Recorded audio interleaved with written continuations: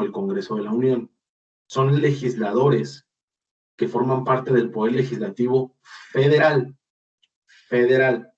¿Ok? ¿Cuántos diputados tenemos? Tenemos 500 diputados y 128 senadores.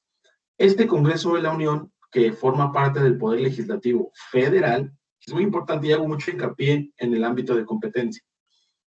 Son legisladores federales. ¿Cuál es su ámbito de competencia? Pues ellos pueden legislar, en términos del artículo 73 de la Constitución, pues en todo lo relativo a leyes de carácter federal, es decir, de aplicación en todo el país. Ellos son los encargados de legislar en temas del orden federal, de leyes de carácter federal. Y el artículo 73 de la Constitución establece todas las facultades que tiene el Congreso de la Unión en materia legislativa. ¿Ok? Entonces, estos diputados y estos senadores son los encargados de crear normas, modificar normas, abrogar normas, derogar normas de carácter federal. ¿Ok? Ahora, poder legislativo estatal. Vamos a pensar en Baja California. En Baja California tenemos un poder legislativo, sí tenemos un poder legislativo, que está conformado no por senadores, sino por una Cámara de Diputados. Aquí en Baja California tenemos diputados. ¿Cuál es la función de estos diputados? La misma que tiene el Poder Legislativo Federal, con la diferencia que los legisladores de Baja California van a crear leyes a través del proceso legislativo, van a crear normas, pero van a ser normas de carácter estatal, es decir, que únicamente van a tener aplicación en Baja California. Van a crear normas que van a regular únicamente al estado de Baja California. ¿Ok? Pero tienen las mismas funciones, es la creación de leyes a través del proceso legislativo. Y finalmente, a nivel municipal, vamos a pensar en Tijuana. En Tijuana no tenemos diputados, no tenemos senadores, pero tenemos un ayuntamiento. Aquí lo conocemos como Ayuntamiento de Tijuana. Este Ayuntamiento de Tijuana, a su vez, tiene un cuerpo colegiado que se le denomina cabildo. Este cabildo está compuesto por regidores. Son regidores que hacen funciones o que tienen funciones de carácter legislativo. ¿Cuál es la función de estos regidores a nivel municipal?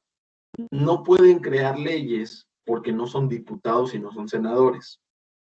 No pueden crear leyes. Sin embargo, tienen la facultad de crear reglamentos. Aquí en Tijuana tenemos muchísimos reglamentos. Esos reglamentos son impuestos y son creados por el Cabildo de Tijuana, por los regidores que forman parte del Cabildo de Tijuana, y este Cabildo forma parte del Ayuntamiento de Tijuana. Entonces, para parafrasear todo esto, a nivel municipal, el Cabildo tiene facultades para crear reglamentos. A nivel estatal, tenemos una Cámara de Diputados que crea normas de carácter estatal, que crea normas que van a ser aplicables a Baja California. Y el Poder Legislativo Federal va a crear normas de carácter federal, de carácter general, es decir, obligatorias para todo el país. Y estas facultades están establecidas en el artículo 73 de la Constitución. Entonces, ese es por un poder, el poder legislativo. Entonces, si a ustedes les preguntan, ¿el poder legislativo es estatal o federal? Pues puede ser de los dos. Puede ser federal, porque tenemos un Congreso de la Unión, pero también puede ser estatal, porque cada uno de los estados tiene un Congreso que está compuesto por diputados y son los encargados de crear normas, de crear leyes de carácter estatal, que van a ser aplicables al estado en donde residen. En Sonora tienen diputados y van a crear normas para Sonora. En Sinaloa van a tener diputados, un Congreso compuesto por diputados, y que su facultad o la actividad que ellos realizan es la creación de leyes para Sinaloa. Y así cada uno de los estados de la República va a tener un Congreso de la Unión, y este Congreso de la Unión es el encargado de crear normas únicamente de aplicación estatal. ¿Ok? Ahora, vámonos al Poder Ejecutivo, perdón, al Poder Judicial, como otra división de poderes. Esta división de poderes ya la conocemos todos. ¿Cuál es la función del Poder Judicial? La función del Poder Judicial es administrar la justicia, la impartición de justicia. ¿Cómo está compuesto el Poder Judicial?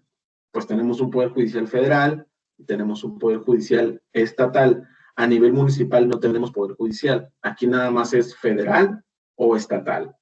Si hablamos del Poder Judicial federal, en términos del artículo 94 de la Constitución, este poder Judicial Federal está compuesto por la Suprema Corte de Justicia de la Nación, los tribunales colegiados de circuito, tribunales unitarios de circuito, juzgados de distrito y el Consejo de la Judicatura Federal.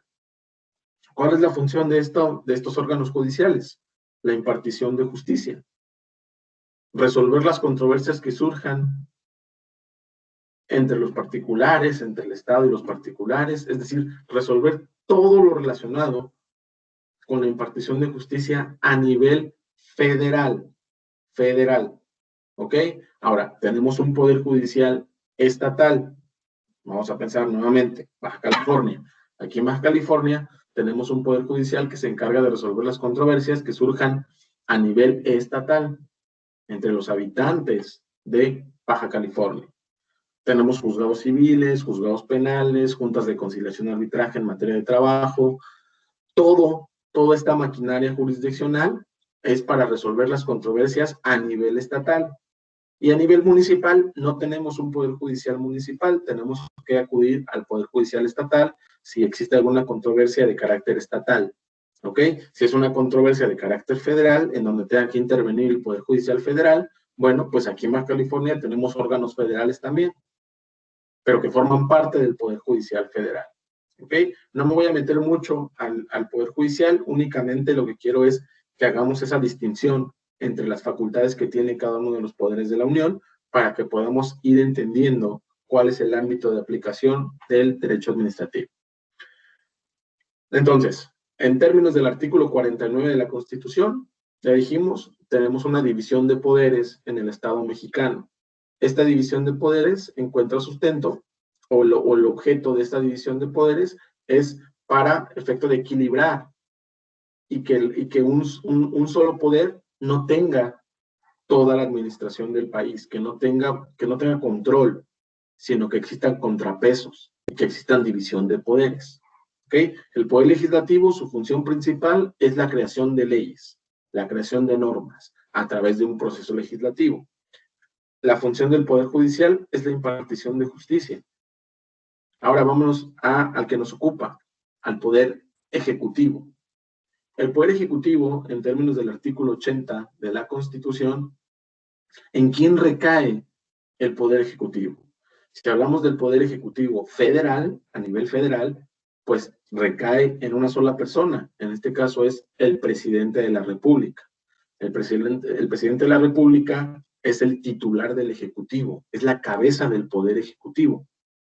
A nivel estatal, el poder ejecutivo recae en el gobernador del estado. Y a nivel municipal, el poder ejecutivo recae ¿en quién? En el presidente municipal. Entonces, tenemos un poder ejecutivo municipal, un poder ejecutivo estatal y un poder ejecutivo federal. Presidente de la República, gobernador del estado y presidente municipal.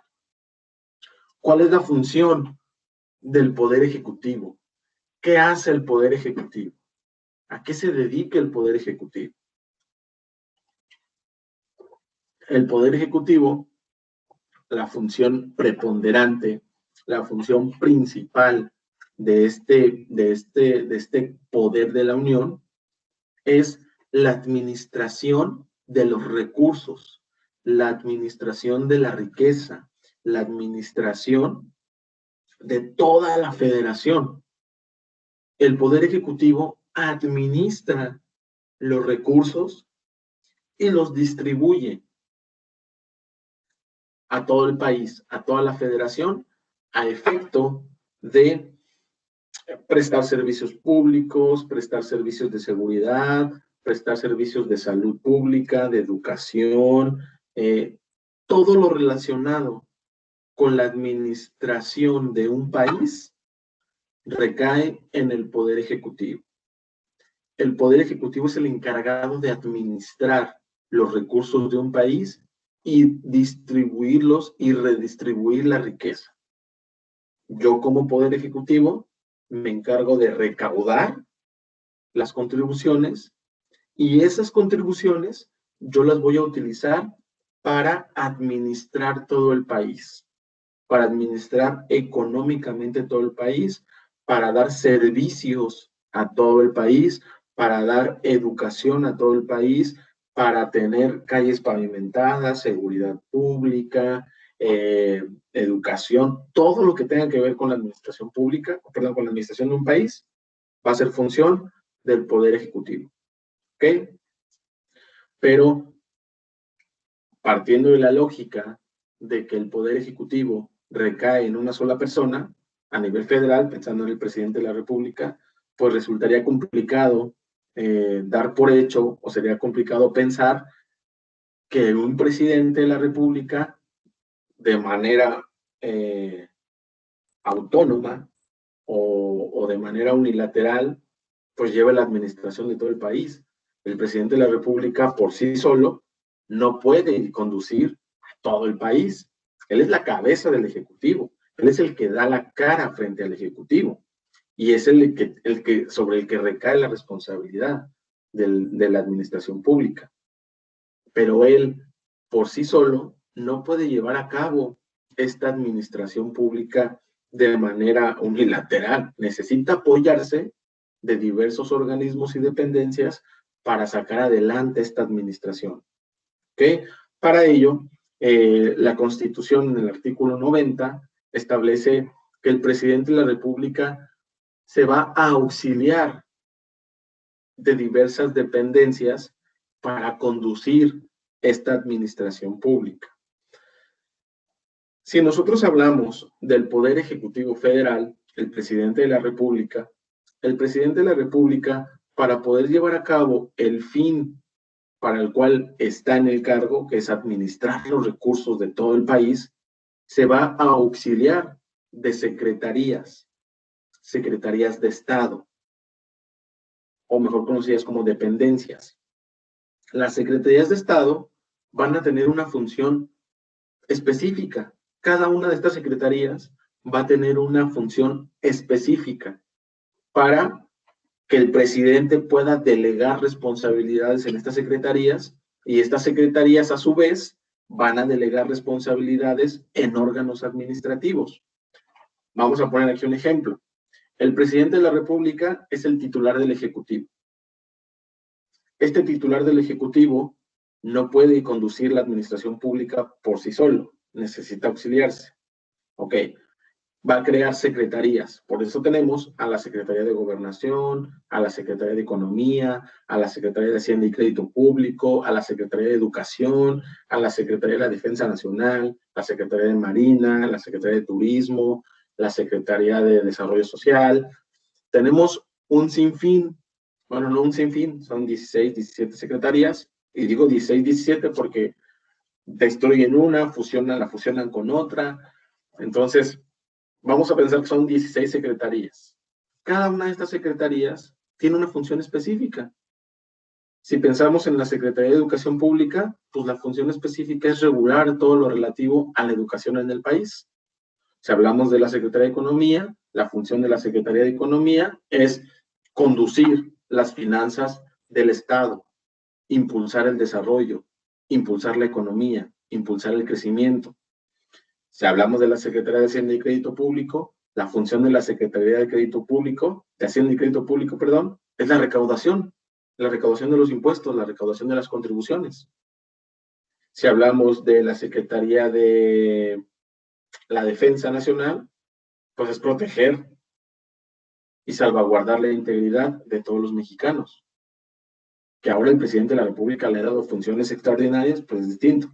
Pero la función de la Secretaría de la Defensa Nacional es proteger la soberanía nacional.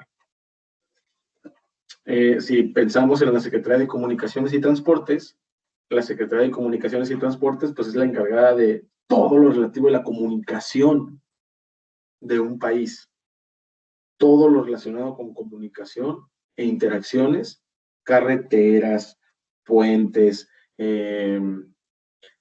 espectro radiofónico para los celulares, todo lo relativo a las comunicaciones terrestres, aéreas, marinas, todo recae en la Secretaría de Comunicaciones y Transportes. Entonces, cada secretaría tiene una función en específico. Estas secretarías están subordinadas al presidente de la República. ¿Okay? Ahora, estas secretarías, a su vez, tienen órganos administrativos que van a ayudar a la conducción de la administración pública. La Secretaría de Hacienda y Crédito Público se va a auxiliar del Servicio de Administración Tributaria, del SAT.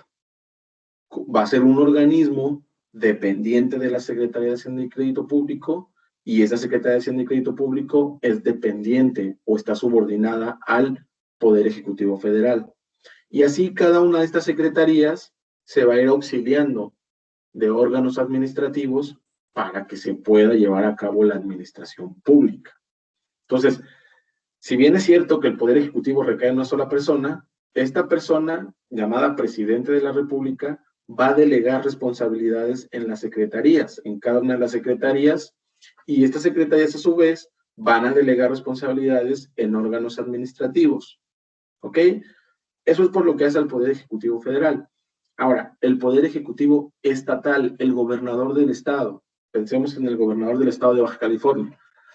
El gobernador del estado de Baja California, su función es administrar los recursos de Baja California, administrar los recursos que se generan en Baja California, y para ello se va a auxiliar de igual forma de dependencias, en dependencias a nivel estatal. Tenemos aquí en Baja California una Secretaría de Educación Pública estatal. Tenemos una Secretaría de Educación Pública federal y tenemos también una Secretaría de Educación Pública estatal. Tenemos una Secretaría de Gobierno, tenemos una Secretaría de Seguridad Pública estatal, tenemos una Secretaría de Economía estatal. Es decir, el gobernador del estado se va a auxiliar también de secretarías, pero son secretarías estatales, ya no son federales, son estatales.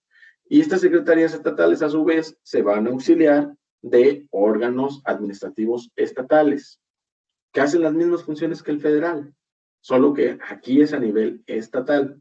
¿Ok? Y finalmente, el municipio. Vamos a pensar en Tijuana.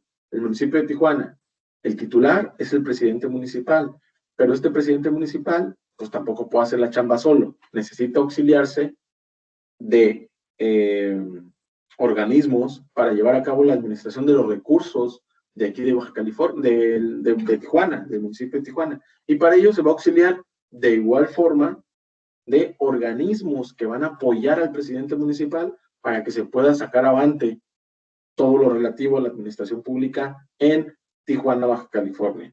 Y el claro ejemplo y muy palpable, vayan al Ayuntamiento de Tijuana. ¿Cuántas direcciones hay ahí? Está la Dirección de Inspección y Verificación, la Dirección de Alcoholes, está el Registro Civil, está la Secretaría de Gobierno Municipal, está la Secretaría de Desarrollo Municipal, está la Secretaría de Urbanización. Es decir, son organismos que van a apoyar al presidente municipal en que se lleve a cabo la administración pública en el municipio de Tijuana. Y así cada municipio va a tener a su titular del Ejecutivo, y el titular del Ejecutivo de cada municipio va a tener organismos que lo van a apoyar en la conducción de la administración pública. Todo este aparato que estamos comentando, ya sea municipal, estatal o federal, forma parte de la administración pública. Esta es la administración pública. Todos los servidores públicos que trabajan en el ayuntamiento, en el gobierno del estado o en el gobierno federal, forman parte de la administración pública. Todos, cada uno de ellos forma parte de la administración pública. Desde el servidor público que está limpiando las escaleras en el ayuntamiento, él es un servidor público. ¿Por qué? Porque forma parte de la maquinaria gubernamental. Es un servidor público. de alto, medio o bajo rango, eso es una cuestión distinta, pero forma parte del aparato gubernamental y en consecuencia es parte de la administración pública. ¿Ok? Todos. Por eso les decía, en palabras llanas, la administración pública es el gobierno, ya sea federal, estatal o municipal, la administración pública recae en el gobierno. Y el gobierno está encabezado por el presidente de la República. A nivel estatal está encabezado por el gobernador del estado. Y a nivel municipal está encabezado por el presidente municipal. Traje todo esto a colación porque esta administración pública, estos servidores públicos que forman parte de la maquinaria gubernamental, son los que gobiernan a toda una sociedad. Estos servidores públicos son los que toman las decisiones respecto de una sociedad. Estamos subordinados. Todos los que no trabajamos en la administración pública, estamos subordinados a este aparato administrativo, a este poder judicial, perdón, a este poder ejecutivo. Estamos subordinados a este poder ejecutivo. Este poder ejecutivo, que está conformado por la administración pública y que a su vez la administración pública está conformado por servidores públicos, todos los días, emiten actos. Todos los días emiten actos. A estos actos se les conoce como actos administrativos. ¿Qué es un acto administrativo? El acto administrativo es aquel que emana de un servidor público y que está dirigido a un particular de manera unilateral, obligatorio y vinculatorio. Se escucha complejo, pero es muy sencillo. Nosotros como gobernados, nosotros como particulares, todos los días estamos frente a actos administrativos. Todos los días estamos en contacto con un acto administrativo. Un acto administrativo que emana de una autoridad de la administración pública, ya sea municipal, estatal o federal. El acto administrativo que emana de una autoridad crea, modifica, extingue derechos y obligaciones de un particular. Y es obligatorio y vinculante. Y ahorita voy a ponerles un ejemplo de lo que es un acto administrativo para que ustedes vean cómo todos los días, a lo que nos dediquemos, estamos frente a actos administrativos. Y en esta materia, que se llama práctica procesal administrativa y fiscal, vamos a ver de qué manera un particular, de qué manera un gobernado se puede defender respecto de esos actos de la administración pública. ¿Cómo me puedo defender yo de un acto de una autoridad de la administración pública? Aquí vamos a ver cuáles son los medios de defensa en contra de esos actos. Fíjense nada más. Piensen en un policía. Vamos a poner un ejemplo muy palpable. Piensen en el alcoholímetro. El alcoholímetro. ¿Qué es el alcoholímetro? Pues es un programa en donde servidores públicos, en este caso municipales, se establecen en ciertos puntos de la ciudad a efecto de verificar que los conductores no manejen en estado de ebriedad o en estado etílico. ¿Cuál es la consecuencia de que yo maneje un vehículo en estado de ebriedad? La consecuencia es que el policía, porque son policías, a final de cuentas, los que están en los puntos de revisión son policías. Estos policías forman parte de la administración pública. ¿Por qué forman parte de la administración pública? Pues porque pertenecen a la Secretaría de Seguridad Pública Municipal. Y la Secretaría de Seguridad Pública Municipal está subordinada al Ayuntamiento de Tijuana. Y el Ayuntamiento de Tijuana está encabezado por el presidente municipal. Entonces, los policías no forman parte del Poder Judicial. Los policías son servidores públicos adscritos a la Secretaría de Seguridad Pública Municipal. Y esta Secretaría de Seguridad Pública Municipal forma parte del Ayuntamiento de Tijuana. Y si forma parte del Ayuntamiento de Tijuana, forma parte del Ejecutivo. Son servidores públicos. Entonces, me detienen en un punto de alcoholímetro, no paso la prueba, ¿y qué es lo que hacen? Me emiten una infracción. Me quitan el vehículo y me dan una infracción. Esta infracción, esta boleta de infracción que me dan, es un acto administrativo. ¿Por qué es un acto administrativo? Porque cumple con las características que establece la ley en cuanto a lo que es un acto administrativo. Para que se pueda considerar un acto administrativo, lo primero es que debe ser emanado o debe de emanar de una autoridad de la administración pública. Ya lo dijimos, el policía forma parte de la administración pública.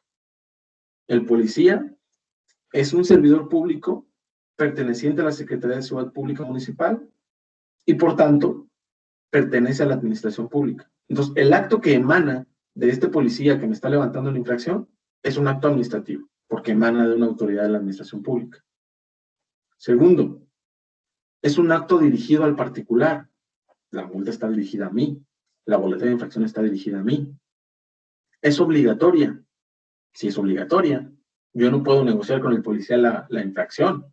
Ahora, puedo negociar tal vez dándole dinero, pero si el policía me establece una multa o la ley establece una multa de 10,000 pesos por sacar mi vehículo, por manejar en estado de ebriedad, ¿yo puedo negociar esos 10,000 pesos?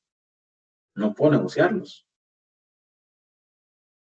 Esa es una, yo no puedo decir, no, oye, pues que no sean 10, no, que sean 5, vamos a negociar. No, es lo que establece la ley. Entonces, es obligatorio para el particular y es vinculante. Ahorita les comenté, el acto administrativo crea, modifica, extingue derechos y obligaciones. Ese acto administrativo consistente en una boleta de infracción, ¿me genera un derecho? No. ¿Me crea un derecho? No. ¿Me modifica un derecho? No. ¿Me crea una obligación? Sí. ¿Una obligación de qué? De pago. Entonces, es un acto administrativo. Cuando yo voy manejando por la calle y un policía me detiene porque no cumplí con ponerme el cinturón o no traigo licencia o me pasé un alto o me pasé un semáforo y el policía me detiene y me emite una infracción, una multa. ¿Es un acto administrativo? Sí, es un acto administrativo. Cumple con todas las características del acto administrativo.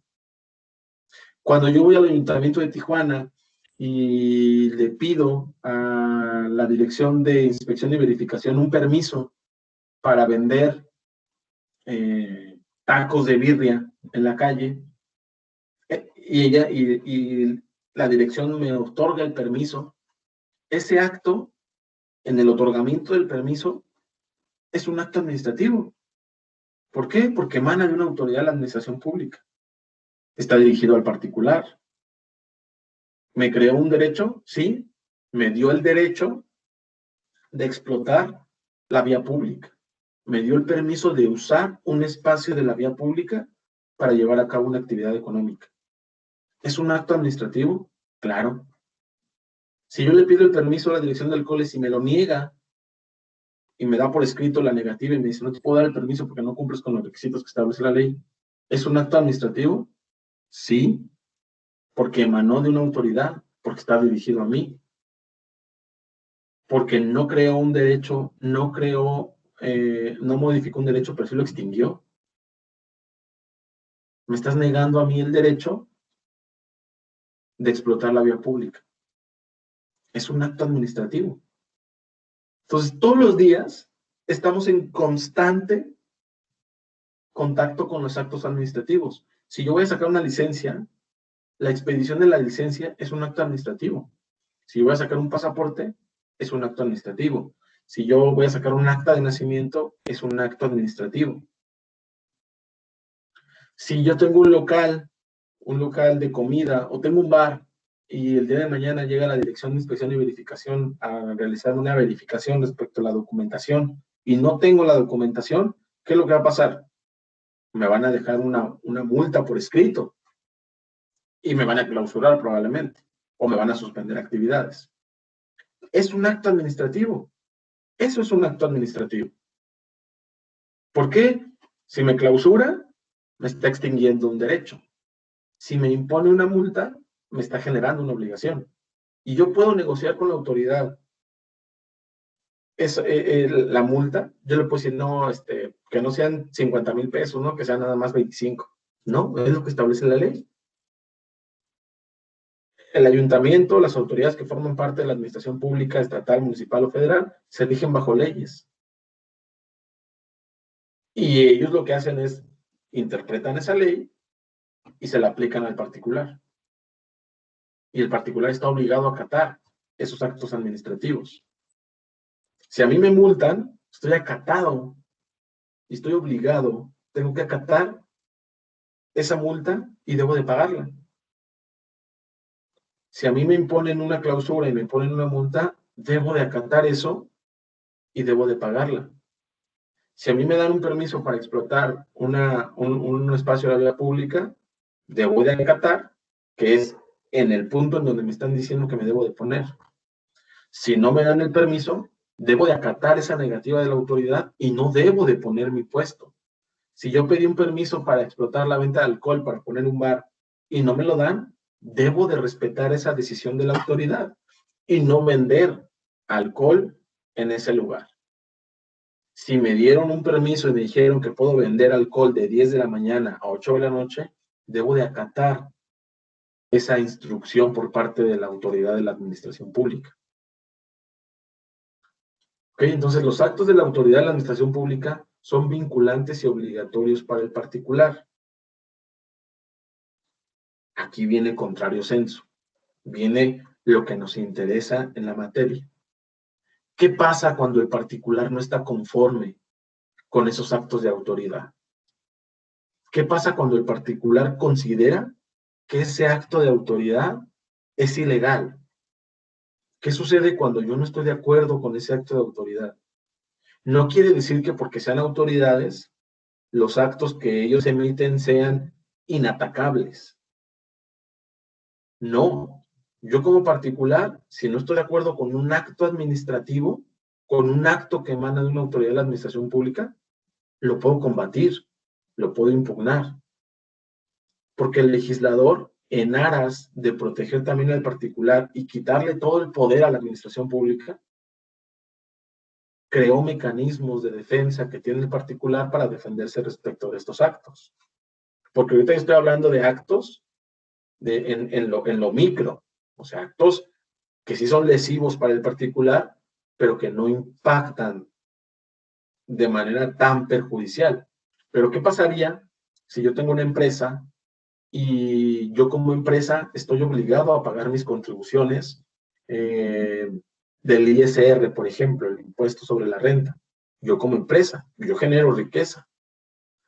Y mi empresa le da trabajo a 500 personas. Estoy obligado como empresa a darlos de alta en el Seguro Social. El IMSS, el Instituto Mexicano del Seguro Social, también es una autoridad de la administración pública. Yo estoy obligado a pagar mis contribuciones. ¿Qué pasa si una empresa no paga sus contribuciones derivadas de los ejercicios fiscales 2015, 16, 17 y 18? ¿Quién es la autoridad facultada para fiscalizar esa empresa? El Servicio de Administración Tributaria, el SAT. El SAT es una autoridad de la administración pública. Y el SAT determina que como esta empresa no ha pagado sus contribuciones de 4 años, le impone una multa, y esa multa es de 350 millones de pesos. El particular no está de acuerdo con esa multa, la empresa es una persona moral, no está de acuerdo con la multa porque considera que es excesiva, porque considera que es ilegal, porque considera que no está fundada y motivada, porque él sí ha pagado sus contribuciones, contrario a lo que la autoridad dice. Por ello es que el legislador, en aras de proteger al particular y proteger al gobernado, crea mecanismos de defensa para que nosotros podamos combatir esos actos de autoridad y establece un cierto procedimiento para que yo como particular, si no estoy conforme con un acto de autoridad, pueda combatirlo. Ese es básicamente la justicia administrativa. Y es lo que nosotros analizamos en la práctica procesal administrativa y fiscal. ¿Cómo yo como particular me voy a defender respecto de los actos de autoridad? ¿De qué manera yo como particular me voy a defender del actuar de la autoridad? La autoridad de la administración pública, en los actos que emite todos los días, debe de observar los requisitos que le establece la ley a efecto de que sus actos puedan considerarse válidos, de que sus actos puedan considerarse legales. No puede actuar de manera discrecional, no puede actuar de manera facultativa, así de, bueno, yo soy policía y si quiero te multo. No, espérame.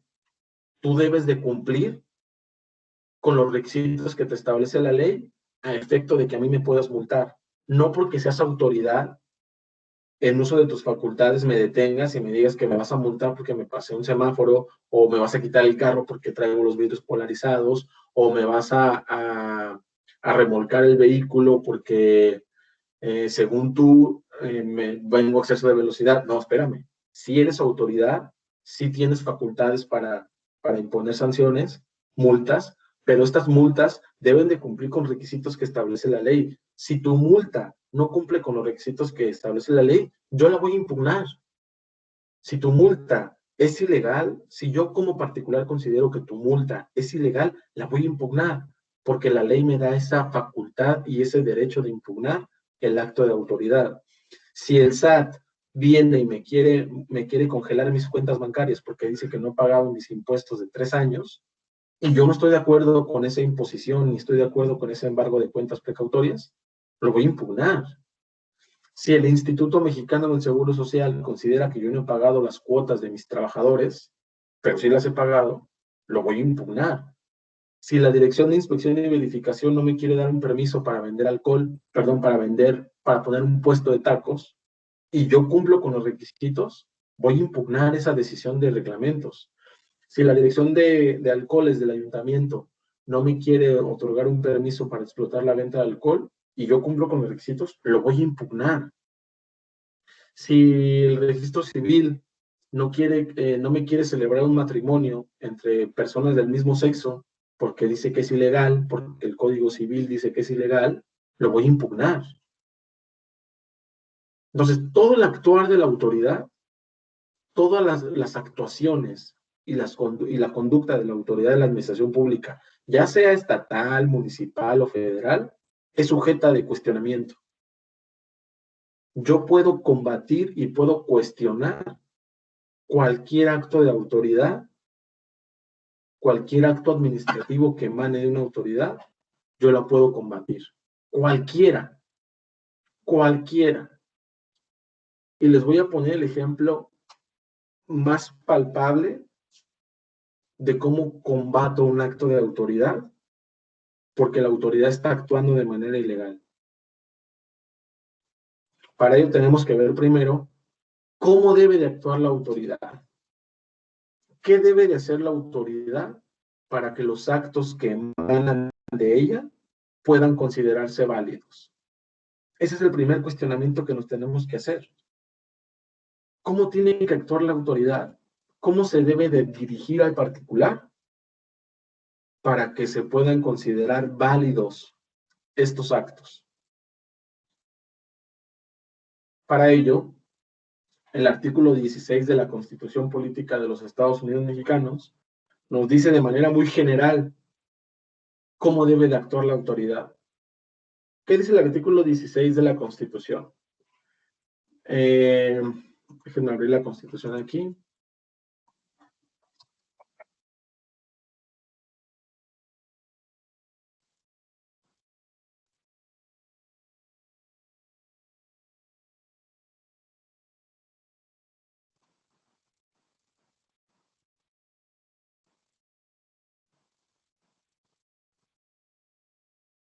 Artículo 16 de la Constitución. Nadie puede ser molestado en su persona, familia, domicilio, papeles, posesiones, sino en virtud de un mandamiento escrito de la autoridad competente que funde y motive la causa legal del procedimiento.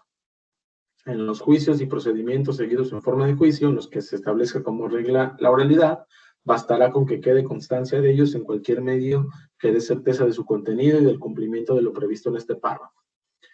Este artículo 16 de la Constitución nos dice de manera muy general cómo debe de ser el actuar de la autoridad. La autoridad no me puede molestar en mi persona, en mi posesión, en mi familia, en mis bienes, sino mediante un mandamiento.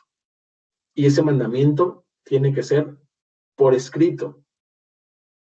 Primer requisito, todos los actos de las autoridades, todos deben de constar por escrito. A mí un policía no me puede multar de manera verbal. A mí un policía no me puede quitar el carro de manera verbal. Tiene que ser por escrito. Ese acto debe de constar por escrito. Y lo más importante, que ese acto que emana de la autoridad esté fundado y motivado. Estos son los requisitos principales que establece la Constitución para que un acto de autoridad se presuma válido, que conste por escrito y que esté fundado y motivado. Y ahorita vamos a ver lo que es la fundamentación y motivación. Entonces, la Constitución es el primer peldaño que la autoridad debe de observar al momento de emitir un acto administrativo.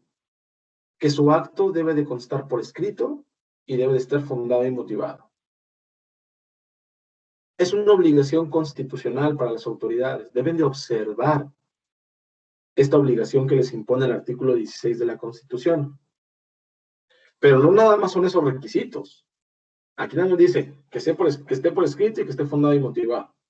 Sí, la Constitución es la base, pero existen leyes reglamentarias que van a regular de manera específica cómo debes de emitir tu acto para que se pueda considerar válido. Tal vez ahorita no lo van a poder descargar, pero si tienen la computadora ahí, busquen la Ley Federal del Procedimiento Administrativo. Ley Federal del Procedimiento Administrativo.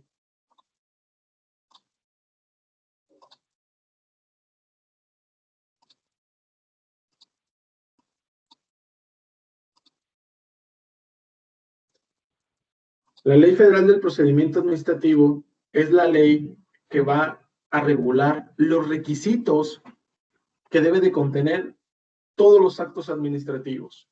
¿Qué tipo de requisitos debe de contener un acto administrativo? Ya dijimos, el acto administrativo es aquel acto que emana de una autoridad que crea, modifica, extingue derechos y obligaciones.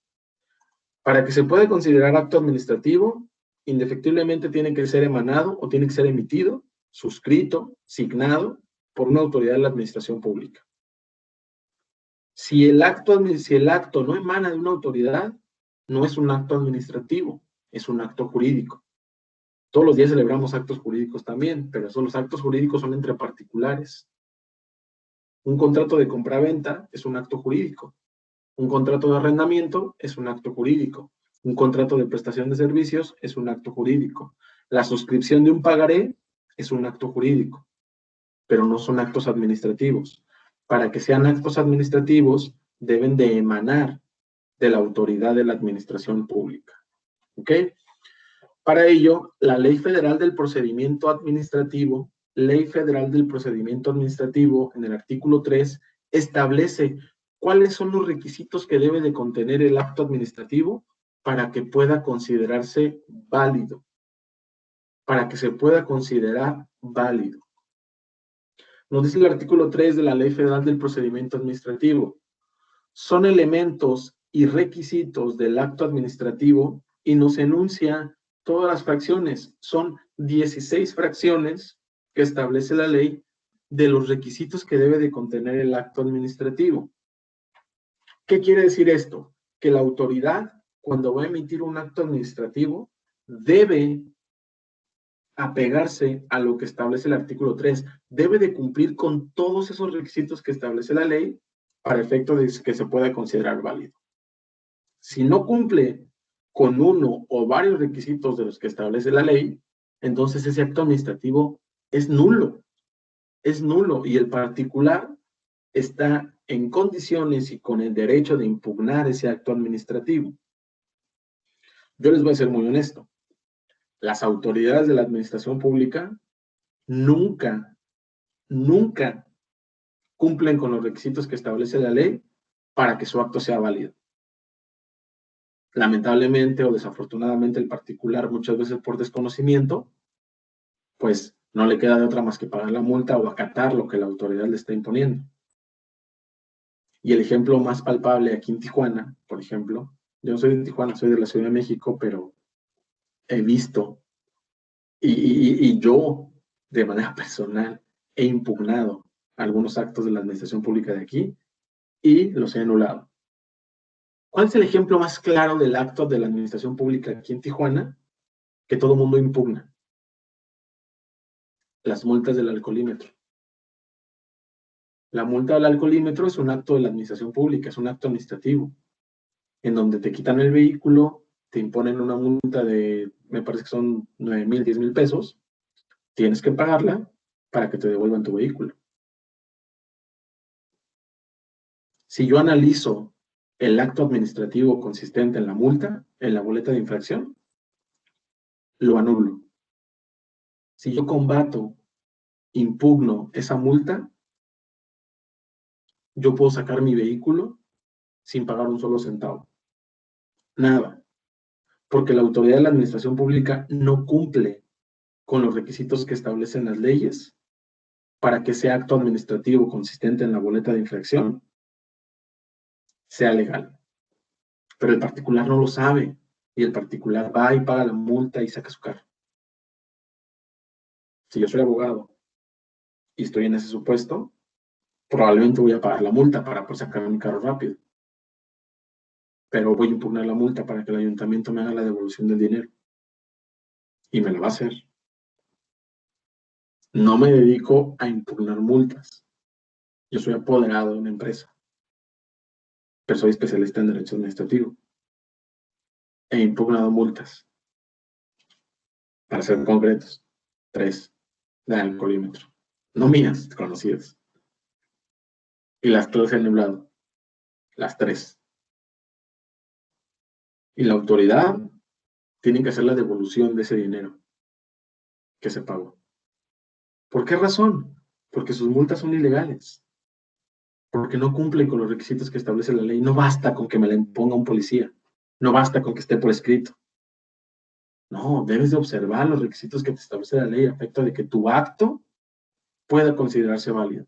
Si tú no cumples con esos requisitos, tu acto es ilegal y el particular lo puede anular a través de los mecanismos y medios de defensa que establece la ley, que eso es lo que nosotros vamos a analizar aquí.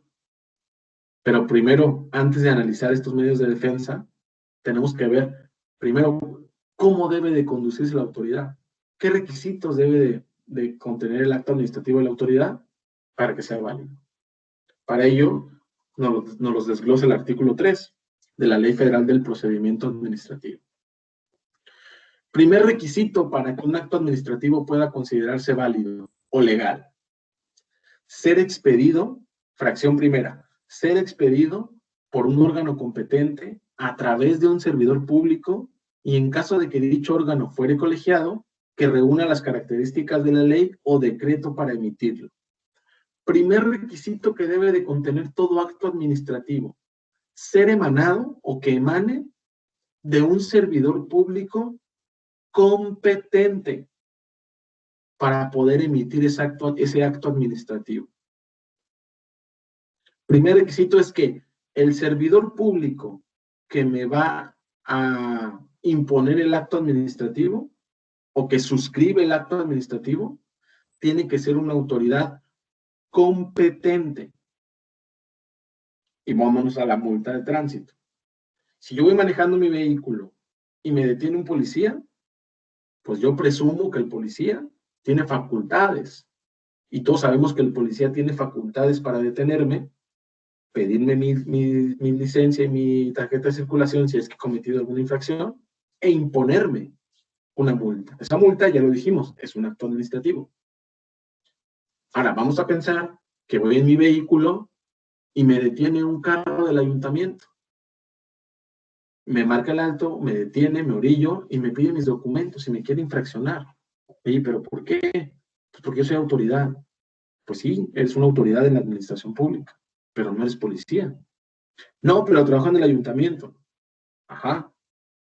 Y luego trabajo en sindicatura o trabajo en reglamentos. Y estoy facultado para detenerte porque soy servidor público y se identifica con su credencial. Ajá. Pero tú no eres tú no tienes facultad para imponerme una multa de carácter de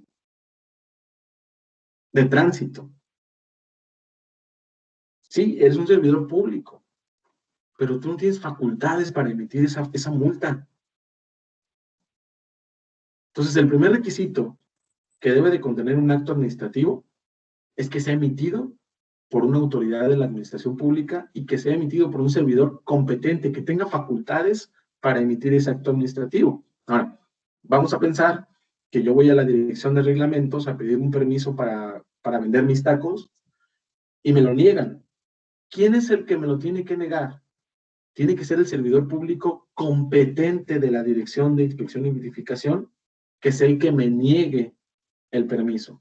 Si quien me dice que no es un servidor público, que sí, que trabaja en la Dirección de Inspección y Verificación, pero que no tiene facultades para otorgar los permisos, entonces ese acto administrativo es ilegal, porque aun cuando es un servidor público, aun cuando trabaja en la Dirección de Inspección y Verificación, él no tiene facultades para emitir o negar un permiso, porque su reglamento establece que el único facultado es el director, vamos a pensar, o el subdirector, o el supervisor de puestos ambulantes. Y quien me negó el permiso fue el supervisor de giros mercantiles, de establecimientos fijos. Oye, espérame, tú no eres una autoridad competente. Entonces, tu acto administrativo es ilegal, porque no cumple con el primer requisito que establece el artículo 3, fracción primera de la Ley Federal del Procedimiento Administrativo. El primer requisito es, debe de ser emitido por una autoridad que tenga facultades para ello, que sea competente para emitir el acto administrativo. Si tú no eres autoridad competente para emitir el acto administrativo, entonces no me puedes multar, no me puedes imponer un acto administrativo porque tú no tienes facultades. Tiene que ser un servidor público que tenga facultades y que esas facultades estén previstas en la ley. No nada más porque él me diga, sí tengo facultades. No, tienes que decirme en dónde dice, en qué parte de la ley dice que tú tienes facultades para imponerme una sanción, o que tú tienes facultades para negarme un permiso, o que tú tienes facultades para congelar mis cuentas bancarias, o que tú tienes facultades para clausurar mi negocio. Tiene que ser emitido por un servidor público competente. Ese es el primer requisito que debe de contener todos los actos administrativos. ¿Ok? Segundo requisito, el acto administrativo debe tener un objeto que pueda ser materia del mismo, determinado o determinable, preciso en cuanto a las circunstancias de tiempo y lugar y previsto en la ley. Esto parece un trabalenguas, esta fracción segunda del artículo 3 de la Ley Federal del Procedimiento Administrativo, pero no es otra cosa más que el acto administrativo debe tener un objeto, debe de estar con un objeto, debe estar dirigido a un fin, debe de tener una finalidad ese acto administrativo. Si yo tengo un establecimiento mercantil y llega reglamentos y me clausura, ese acto administrativo tiene un fin y un objeto. ¿Cuál es el objeto? Salvaguardar el interés social. ¿Por qué? Porque se presume que si tú tienes un establecimiento mercantil y no cumples con la normatividad, estás dañando a una sociedad. Entonces, el objeto del acto administrativo tiene que ser determinado. Te voy a clausurar porque no cumples con los requisitos que establece la ley para que puedas estar en funcionamiento. Yo no puedo venir como autoridad a clausurar tu lugar sin un objeto. El objeto de mi acto administrativo es, en primer lugar, verificar que tengas la documentación y en segundo lugar, sancionarte en caso de que incumplas con esa documentación. Ese es el objeto del acto administrativo. Tiene que tener un objeto. No puede ser ambiguo. Tiene que estar señalado cuál es el objeto del acto administrativo. ¿Ok? Tercer requisito, cumplir con la finalidad de interés público. O sea, si yo te voy a imponer una multa, ¿cuál es la finalidad de que yo te imponga una multa? En primer lugar, que entiendas, esa es la primera finalidad, ¿eh? Que entiendas que el acto administrativo o que la multa es para que cumplas con los requisitos que te establece la ley para que puedas estar en funcionamiento. Y segundo, esa multa que yo te voy a imponer tiene un interés público, porque es una recaudación. Es una recaudación que va a recibir el Estado, y el Estado a su vez, con esa recaudación que tiene, que va a recibir, va a redistribuirlo a través de la sociedad. Es decir, ese dinero que tú me vas a pagar como concepto de multa, yo lo voy a ocupar para arreglar las calles, para servicios médicos, para educación, para bacheo. Eso es para lo que deberían de servir las multas. Ya que lo hagan o no lo hagan, la administración pública es distinto. Si el servidor público se queda el dinero, se lo roban, se lo gastan en otra cosa, bueno, pues eso ya es otra cuestión. Pero entonces el acto administrativo debe perseguir un interés social, un interés público. No puede perseguir un interés particular. La multa no puede beneficiar a un particular, no puede beneficiar a un servidor público. Tiene que ser en beneficio de una sociedad, tiene que ser en beneficio de una colectividad. No puede ser en beneficio de un servidor público. ¿Ok? Siguiente requisito que debe de contener el acto administrativo. Debe de constar por escrito y con la firma autógrafa de la autoridad que lo expida, salvo en aquellos casos en que la ley autorice otra forma de expedición. Este es el requisito que está establecido en el artículo 16 constitucional. El acto administrativo debe de constar por escrito. Y no nada más constar por escrito, sino debe de contener firma autógrafa. Aquí es el clic y es el quick de todos los asuntos. El acto administrativo debe de venir firmado de manera autógrafa por el servidor público que emitió el acto. ¿Qué es una firma autógrafa? La firma de puño y letra, la firma original. No se permite que el acto administrativo venga con firma facsimilar. ¿Cuál es la firma facsimilar? La que hacen en computadora y que ya nada más imprimen las boletas y sale ahí la firma del servidor público. Esa firma no es válida, tiene que ser firma autógrafa. Si no tiene firma autógrafa, entonces la multa es ilegal. O no nada más la multa, cualquier acto administrativo es ilegal. Firma autógrafa. No se permite que sea firma facsimilar, no se permite que sea un sello, no se permite nada que no sea la firma autógrafa. Por una razón, para efecto de que el particular tenga la certeza de que quien está firmando ese acto administrativo realmente sea el servidor público competente para ello. Aquí ya les acabo de dar un argumento para combatir una multa del alcoholímetro. A quienes ya lo hayan parado, a quienes hayan tenido una experiencia con el alcoholímetro, digo, no sé si tengan copia de su multa, pero revisen la multa. La multa nunca viene firmada. Lo único que ponen es el nombre del policía.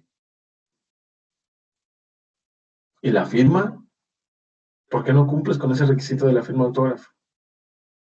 Ese ya es un argumento para que su multa sea declarada ilegal.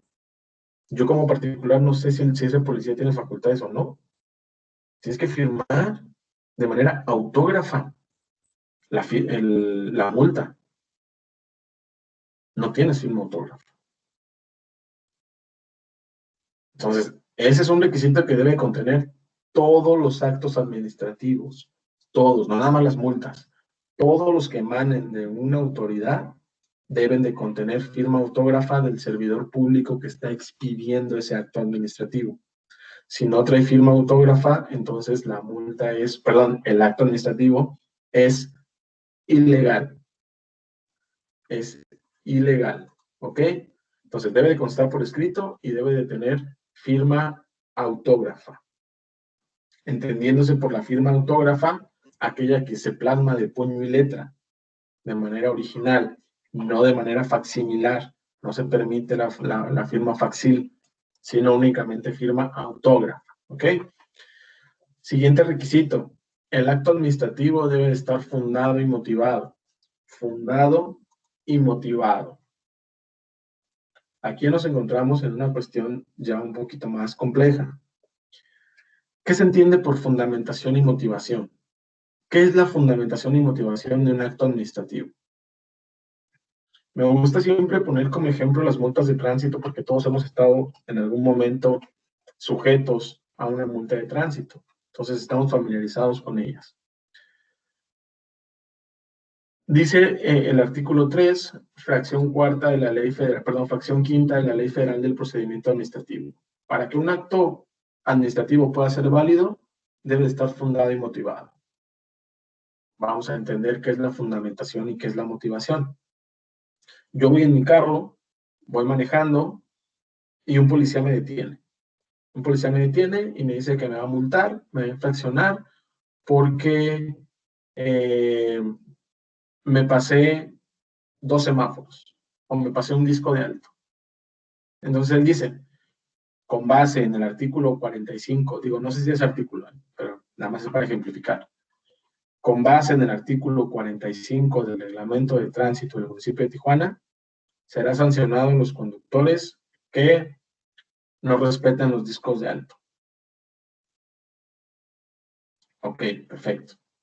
Entonces, ahí está la fundamentación. ¿Por qué fundamentación? Porque está en una norma. La norma dice que el conductor que no respete los discos de alto, un disco de alto, será sancionado con una infracción, con una multa de 2,000 pesos, vamos a pensar. Ahí está la norma. Eso dice la norma. Entonces, ahí está la fundamentación. El policía me dice, sí, con fundamento en el artículo 45 te voy a multar. Ah, perfecto. Ok, la fundamentación ya la entendí. Pero además de la fundamentación, tiene que estar la motivación. ¿Qué es la motivación? Que yo haya cometido la conducta. La conducta que tú me estás diciendo que establece el artículo 45, para que me puedas multar con base en ese artículo, yo tuve que haber cometido la conducta. Tuve que haberme pasado, efectivamente, un disco de alto. Si yo no me paso ningún disco de alto, por más que esté en la ley que puedes multar a quien no respete un disco de alto, si yo no me cruzo o si yo no me paso el disco de alto, pues a mí no me puede sancionar porque no está motivada la multa. La motivación es la conducta que yo despliego encuadra en lo que establece la norma. Si la norma dice que van a sancionar a todos aquellos que se pasen un semáforo o un alto o no respeten los límites de velocidad, para que tú me puedas sancionar con base en ese artículo, yo debo de o pasarme el alto, o pasarme el semáforo, o conducir exceso de velocidad. Si yo no me ubico en ninguno de esos 3 supuestos, a mí no me puedes multar, porque entonces no está la motivación. No hay motivación, tu multa no está motivada. Sí está fundada, efectivamente el artículo dice eso, pero si yo la conducta que despliego no encuadra en lo que dice la norma, entonces no hay motivación. Y también un ejemplo muy claro para que podamos identificar lo que es la fundamentación y motivación, lo vemos en la materia penal. ¿Qué dice el Código Penal? Comete el delito de homicidio el que prive de la vida a una persona. Ahí está la fundamentación. El Código Penal dice que yo cometo el delito de homicidio si privo de la vida a una persona. ¿En qué momento ese artículo me va a ser aplicable a mí? ¿En qué momento yo me voy a ubicar en ese supuesto de la norma? En el momento en el que yo prive de la vida a una persona. Si yo no la privo de la vida, a mí no me puedes aplicar esta norma. Sí, está la fundamentación, ahí dice, pero yo tengo que cometer la conducta para que me encuadre en lo que establece ese artículo. Si yo nada más lo pienso, si yo pienso, quiero matarlo, quiero matarlo, quiero matarlo, quiero matarlo, ¿me van a sancionar? No me van a sancionar, porque no se ha exteriorizado la conducta. Mi conducta, sí, lo estoy pensando tal vez, pero yo no lo he materializado, no lo he externado. Y si no lo he externado, entonces no me ubico en el supuesto de la norma. Lo mismo sucede en el acto administrativo. El policía me dice, es que el artículo dice, ok, pero yo no me he pasado ningún semáforo. A lo mejor tenía pensado pasarme, pero no me lo pasé. Entonces la multa no está motivada. La multa no está motivada. Ahora, pensemos en otro ejemplo. Igual, una multa de tránsito. El nuevo reglamento de Tijuana me parece que establece que si vas a exceso de velocidad, el policía te va a detener y te va a infraccionar. Y la multa me parece que es alta. Creo que no sé, son como 6,000, 7,000 pesos. Me detiene un policía y me dice, te voy a infraccionar por exceso de velocidad. Aquí dice que si excedes de 80 kilómetros por hora, te voy a sancionar. ¿No? Ahí está la fundamentación. ¿Ok? ¿Y la motivación?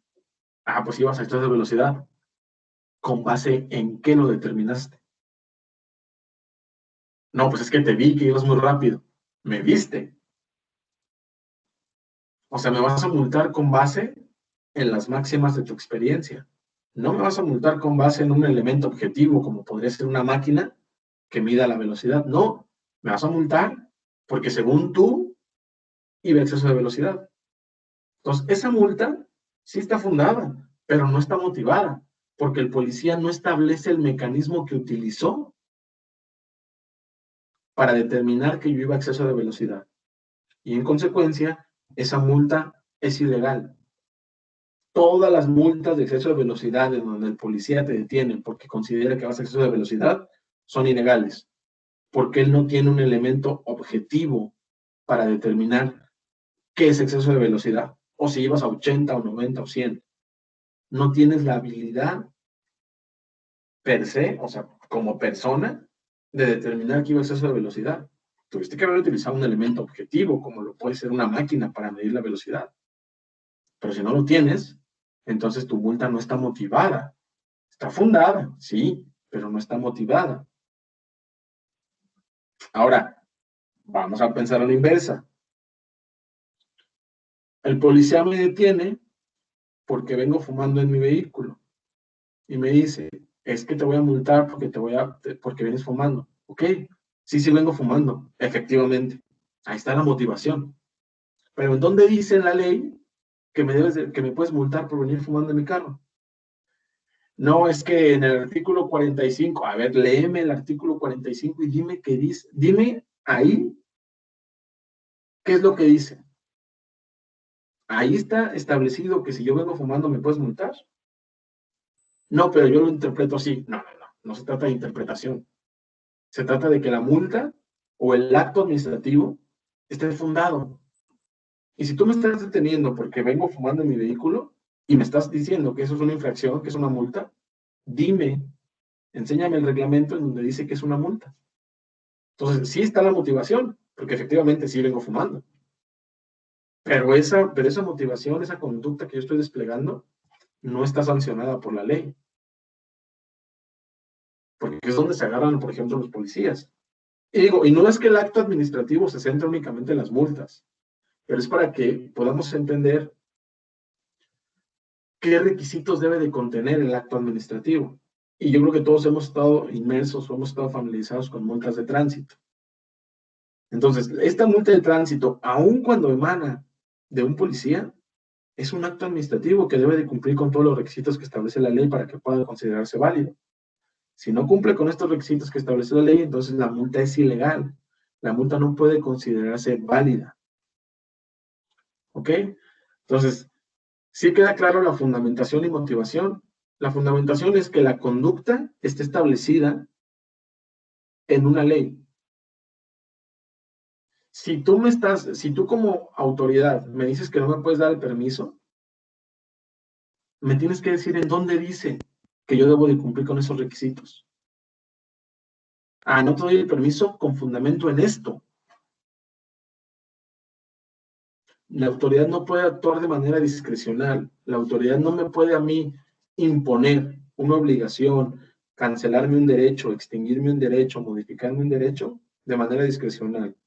No, todo su actuar debe de estar establecido en una ley y esa ley me tiene que ser aplicable a mí. Traigo los vidrios polarizados. Dice el policía, te voy a remolcar el vehículo. ¿Dónde dice eso? Ahí dice que es una sanción, que es una multa, pero no remolcar el vehículo. O sea, entonces el actuar de las autoridades debe estar apegada a lo que establece la norma. El acto administrativo debe estar fundado y motivado. No me puedes venir a sancionar a mí, no me puedes venir a clausurar a mí, nada más porque eres autoridad. No, debe de haber un fundamento y debe de haber una motivación. La dirección de alcoholes acude a mi establecimiento mercantil a clausurarme porque dice que estoy vendiendo alcohol fuera del horario. Y la ley dice que quien venda fuera del horario será sancionado con la clausura. Ok, ahí está la fundamentación. ¿Dónde está la motivación? ¿Cómo acreditas que yo estoy vendiendo alcohol fuera del horario? Ah, es que me han dicho los vecinos. Hay quejas por eso. Pero tú objetivamente ya te percataste o ya verificaste y corroboraste que efectivamente vendo alcohol fuera del horario. No, es que es por una queja ciudadana. Pues entonces no me puedes venir a clausurar a mí, porque tu multa entonces no está motivada. Sí está fundada, sí es fundada, porque está en una norma. Y la norma es clara. Quien venda alcohol fuera del horario será sancionado con la clausura. Pero no está la motivación, porque yo no he cometido esa conducta. Entonces, todos los actos de autoridad deben de estar fundados y deben de estar motivados. Fundados en una norma y motivados que la conducta que despliega el particular se encuadre en lo que establece la norma. ¿Ok? Siguiente requisito que debe de contener el acto administrativo: debe ser expedido sin que medie error sobre el objeto, causa o motivo. Es decir, que la multa sea sobre la conducta, que el acto administrativo recaiga sobre la conducta, sobre el actuar, que no sea un error, que no medie error en ese acto administrativo. Si yo le pido a la Dirección de Administración, a la DAO, que es Dirección de Administración Urbana, si yo le pido un permiso para un uso de suelo comercial y cuando me contesta me dice que no me puede dar el uso de suelo residencial, me dice, no, no eres apto para el uso de suelo residencial, ese acto administrativo tiene un error sobre el objeto. Yo no le pedí un uso de suelo para una zona residencial, yo le vine a pedir un uso de suelo para una zona comercial, que me diera un uso de suelo comercial, no residencial. Y cuando la autoridad me contesta, me dice, no te puedo dar el uso residencial porque no cumple con los requisitos. Espérame, yo no te pedí residencial, yo te pedí un uso de suelo comercial, no residencial. Entonces, tu acto administrativo tiene un error sobre el objeto. La multa del policía me detiene y me multa porque no traigo cinturón de seguridad y resulta que cuando llena la boleta de infracción, cita como fundamento el artículo 49 del reglamento, y el artículo 49 dice que serán multados todos los conductores que no traigan tarjeta de circulación. Pero espérame, tu acto administrativo tiene un error sobre el objeto, porque tu acto administrativo no guarda relación con lo que yo estoy haciendo, con lo que yo estoy pidiendo o con la manera en la que actué. Vengo a pedirte dirección de alcohol, es un permiso para la venta de alcohol de un bar, en un bar, restaurante bar. Y tú me lo niegas y me dices que no me puedes dar un permiso porque no cumplo con los requisitos para la venta de alcohol en una tienda. Espérame, yo no te pedí para una tienda. Yo te pedí para un bar, no para una tienda. Entonces hay un error sobre el objeto en tu acto administrativo. Servicio de Administración Tributaria. Me notifican un acto administrativo en donde me informan que me van a hacer una visita domiciliaria para una revisión de gabinete de mi contabilidad. Espérame, yo soy un particular, yo ni siquiera tengo una empresa. Yo me dedico, trabajo en sí trabajo en una empresa, pero la empresa no es mía.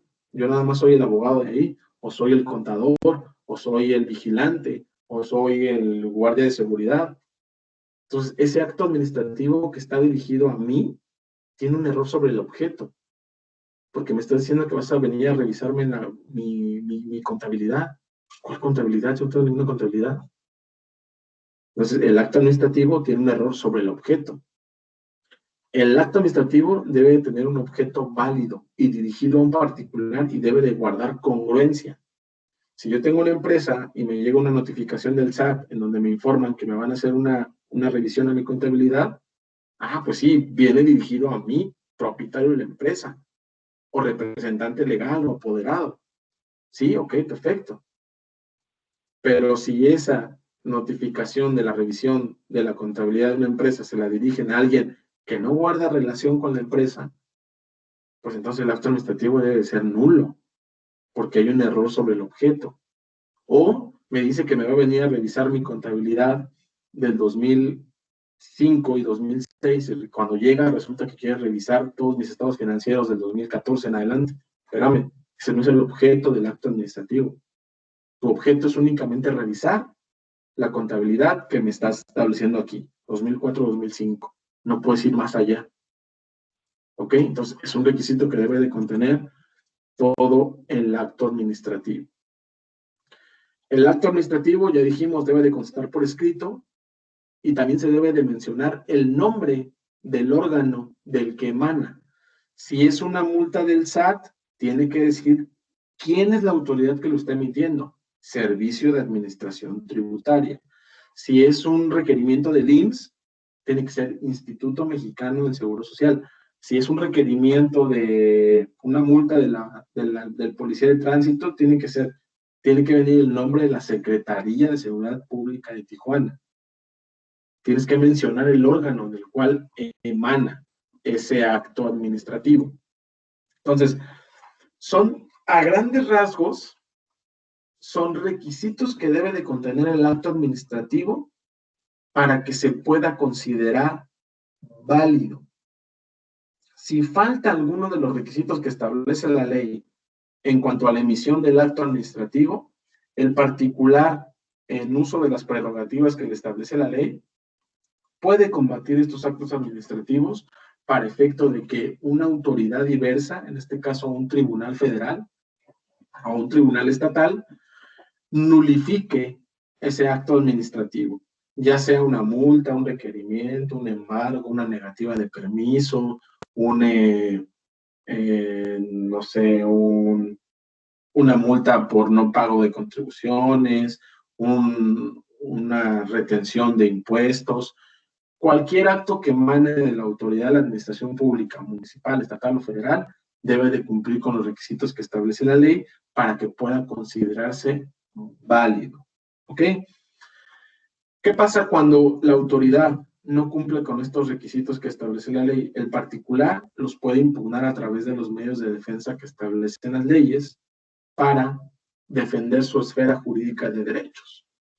¿Cuáles son estos requisitos que establece la ley para que yo como particular me pueda defender respecto a los actos de autoridad? El legislador, en la exposición de motivos de la Ley Federal del Procedimiento Contencioso Administrativo, establece que el particular podrá defenderse respecto de los actos de autoridad siempre y cuando el particular también respete estos procedimientos, para que el particular también interponga sus recursos o sus medios de defensa cumpliendo con los requisitos que establece la ley. Y estos requisitos pues son muy vastos. O sea, yo como particular estoy en condiciones de impugnar el acto administrativo, sí. ¿Me puedo defender respecto a los actos que emanan de una autoridad? Sí, sí me puedo defender. Pero para que yo me pueda defender respecto de estos actos de autoridad, también debo de observar qué requisitos y qué reglas debo de yo observar para que pueda impugnar estos actos administrativos. ¿Ok? Vamos a comenzar nada más mencionando cuál es el primer medio de defensa que yo como particular tengo para defenderme respecto de un acto de autoridad. El primer medio de defensa que yo tengo para defenderme respecto de un acto que emana de la autoridad es el recurso administrativo.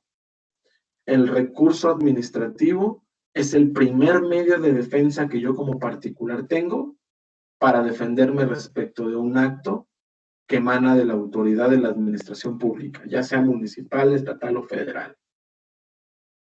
Recurso administrativo. Y aquí vamos a poner el siguiente ejemplo.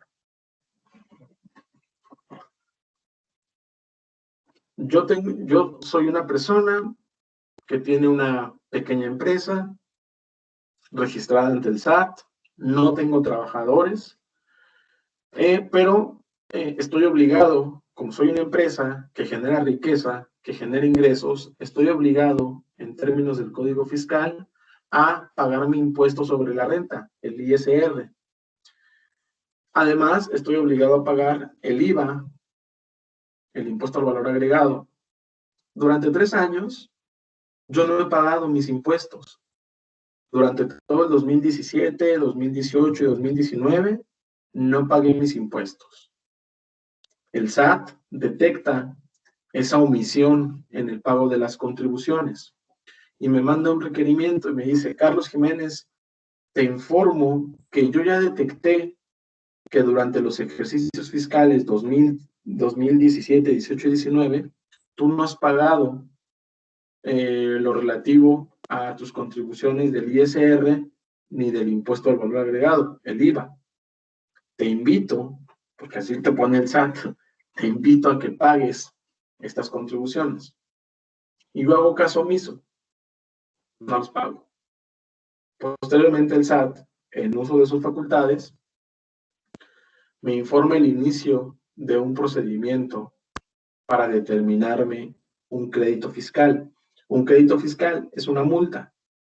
Entonces, el SAT me emite una multa, que es un crédito fiscal. Se le llama crédito fiscal, pero es una multa.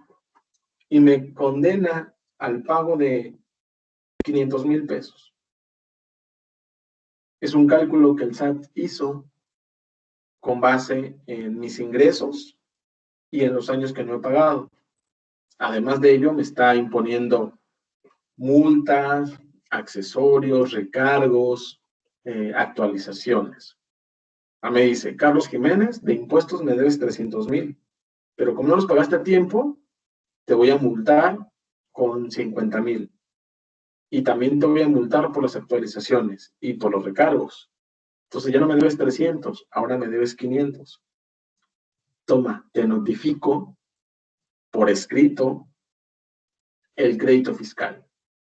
Esa notificación del crédito fiscal es un acto administrativo. Y me dice: tienes 30 días para pagarme esta cantidad. Si tú no me pagas al día 30, al día 31 voy a iniciar un procedimiento administrativo de ejecución. Ya no te voy a venir a preguntar si me quieres pagar o no. Voy a utilizar los medios coactivos que tengo yo como SAT, como autoridad fiscal, para cobrarte ese dinero. ¿Cómo te lo voy a cobrar? Pues te voy a embargar tus cuentas. Y si no tienes cuentas bancarias, voy a buscar en el registro público si tienes viviendas, si tienes inmuebles. Y si tienes, te las voy a embargar. Y si no tienes bienes inmuebles, voy a solicitar exigir oficio a la Comisión Nacional Bancaria y de Valores para que me informe a nivel nacional si tienes movimientos bancarios. Y te los voy a embargar. Si no tienes tampoco cuentas bancarias, si no tienes ni bienes inmuebles, bueno, voy a acudir a tu establecimiento y te voy a trabar embargo sobre la negociación, sobre la caja, sobre lo que tú percibes diario, te lo voy a embargar. Entonces, te voy a dar oportunidad para que dentro de los 30 días siguientes a la notificación de este crédito fiscal, vengas a pagarme esos 500,000 pesos que te estoy determinando como crédito fiscal. Yo como particular no estoy de acuerdo con esa multa, con ese crédito fiscal. Considero que es ilegal por muchas razones. Las primeras de ellas, porque no cumple con los requisitos que establece la ley. No tiene firma autógrafa, el servidor público que está emitiendo el crédito fiscal no cita los artículos en donde dice que él es competente para multarme, porque además de todo eso, está indebidamente motivada porque pues no me dice de qué manera determinó los cargos, no me dice qué información tomó para determinar que no he pagado mis impuestos. Mil y en razones. Lo primero que yo tengo que hacer como contribuyente, como particular, si voy a impugnar la multa, si voy a impugnar ese crédito fiscal, es ponerme a leer la ley, que en este caso sería el Código Fiscal de la Federación, que es la ley o el código que rige o que regula al Servicio de Administración Tributaria, para ver cuál es el medio de defensa que procede en contra de ese crédito fiscal. En este caso, ya dijimos, procede como primer medio de defensa es el recurso administrativo. ¿Qué es el recurso administrativo? El recurso administrativo es aquel medio de defensa que tiene el particular para defenderse respecto de los actos de autoridad y se presenta o se interpone ante la propia autoridad que emitió el acto. El recurso administrativo se presenta pensando en este ejemplo del SAT. Yo no estoy de acuerdo con ese crédito fiscal. Lo voy a impugnar a través de un medio de defensa. La ley me establece que el primer medio de defensa que yo debo de agotar es el recurso administrativo. ¿Ante quién debo de presentar este recurso administrativo? Ante la propia autoridad que emite el acto. Entonces, no estoy de acuerdo con la multa, la voy a impugnar y la voy a impugnar ante el propio SAT a través de un recurso administrativo. ¿Qué quiere decir esto? Que entonces el SAT se convierte en juez y parte, porque le voy a decir, SAT, vengo a interponer un recurso en contra de tu propia multa, porque no estoy de acuerdo, porque considero que tu multa es ilegal, porque tu multa no cumple con los requisitos que establece el Código Fiscal ni la Ley Federal del Procedimiento Administrativo. Y le voy a exponer las razones por las cuales considero que la multa es ilegal. Le voy a exponer todas las razones, todos mis argumentos por los cuales yo considero que ese acto administrativo es ilegal. Y el SAT tiene la obligación de resolver ese recurso administrativo. Es decir, tiene que analizar su propia multa, tiene que analizar los argumentos que yo le hice valer y con base en eso determinar si efectivamente la multa es ilegal o no es ilegal. Y va a emitir una resolución en donde va a resolver respecto de ese recurso administrativo. Aquí, desde el punto de vista, el recurso administrativo adolece de imparcialidad, porque la propia autoridad que te multó es quien va a resolver si la multa es ilegal o no es ilegal. O sea, pensemos en un ejemplo muy burdo. Vamos a pensar que ustedes, en su casa, quienes vivan con sus papás todavía, su mamá les dice, si ustedes quieren salir el fin de semana, tienen que cumplir con estas obligaciones durante el transcurso de la semana. Y les pone una serie de obligaciones.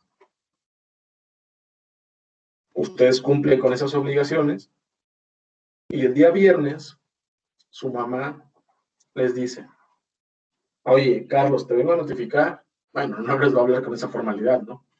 Pero oye, te vengo a decir que no cumpliste con tus obligaciones. porque no hiciste esto, no hiciste lo otro, no hiciste esto. Y en consecuencia, pues no puedes salir, porque para que pudieras salir, tienes que cumplir con tus obligaciones, y no lo hiciste. Y yo no estoy de acuerdo con eso. Oye, mamá, no, espérame. O sea, ¿cómo que no cumplí? E interpongo una queja ante mi propia madre para que revise su determinación. Oye, mamá, no, a ver, otra vez vuelve a revisar todo para que veas que sí cumplí. Entonces, en ese momento su mamá se vuelve juez porque va a revisar otra vez todo y se vuelve parte porque ella fue la que determinó que no habías cumplido. Entonces, ¿dónde está la objetividad y dónde está la imparcialidad? ¿Ustedes creen que el SAT va a decir, oh, sí, tienes razón, efectivamente, me equivoqué? Mi multa es ilegal. La multa que te impuse, donde te estoy cobrando 500,000 pesos por la omisión en el pago de tus contribuciones, es ilegal. Tienes toda la razón. Y anulo la multa. Eso no va a suceder. El SAT no va a revocar su propia multa. Porque si ya determinó que tú no pagaste tus contribuciones durante esos años, es porque tiene elementos para determinar esa multa. Ok, tú dices que sí pagaste, ya interpusiste el recurso. El SAT está obligado a revisar sus propias determinaciones. En el mundo del deber ser, en lo correcto sería que si el SAT se equivocó, diga, particular, contribuyente, tienes razón, yo me equivoqué, sí pagaste tus contribuciones. En consecuencia, revoco la multa. Eso es lo que debería suceder. Sin embargo, pues yo podría decirles que en los casi 10 años que tengo de experiencia en la materia administrativa y fiscal, pues difícilmente se ve que una autoridad revoque sus propias determinaciones, porque sería tanto como darse un balazo en el pie ellos mismos. Sin embargo, el legislador, en la Ley Federal del Procedimiento Contencioso Administrativo, establece como un requisito obligatorio, que antes de que yo vaya a demandar a una autoridad, antes de que yo inicie un juicio ya formal ante una autoridad, debo de agotar el recurso administrativo. Forzosamente yo, antes de ir a un juicio, debo de agotar el recurso ante la propia autoridad para que revise su determinación. Sin embargo, pues como les digo, en este tipo de asuntos, la autoridad se vuelve juez y parte, porque no existe imparcialidad ahí al momento de resolver. Yo solamente, aquí en Tijuana, he visto casos de excepción en donde la autoridad sí revoca sus determinaciones. Y eso me sucedió hace un año. La CES nos impuso más bien nos llegaron facturas de consumo de agua por 700,000 pesos a la empresa que yo represento. Yo impugné esas facturas y dije, oye, espérame, no cumples con los requisitos que establece la ley, están mal determinadas, e hice valer una serie de argumentos en contra de esa multa, de esa factura, perdón, de consumo de agua. Lo hice a través de un recurso administrativo que interpuse ante la propia CES, que fue la que me emitió la factura. La CES, en términos de su reglamento y de la ley, está obligada a resolver ese recurso. Resolvió. Y lo más extraordinario de este recurso fue que resolvió a nuestro favor. O sea, la CES hizo un análisis de su factura y en su resolución me dice, efectivamente, mi factura es ilegal. La propia CES reconoció que su factura era ilegal y me expuso las razones por las cuales era ilegal. Me dijo, particular, tienes razón, mi multa es ilegal por estas razones. En consecuencia, se revoca la factura y se emite una nueva en donde únicamente se cobra esta cantidad. Y de 700,000 pesos, que era la factura que me estaba cobrando, pasó a 45,000 pesos. Eso fue gracias a un recurso administrativo que yo como particular interpuse en representación de la empresa, claro, en contra de la CESP, en contra del acto administrativo. Y me fue favorable. ¿Cuál es la intención de impugnar un acto administrativo? La intención de impugnar un acto administrativo es otorgarle al particular la certeza jurídica de que el actuar de la autoridad está pegada a la ley. No porque una autoridad forme parte de la administración pública, pueda actuar de manera ilegal. Debe de apegarse siempre a los requisitos de legalidad y de constitucionalidad para que sus actos administrativos sean válidos.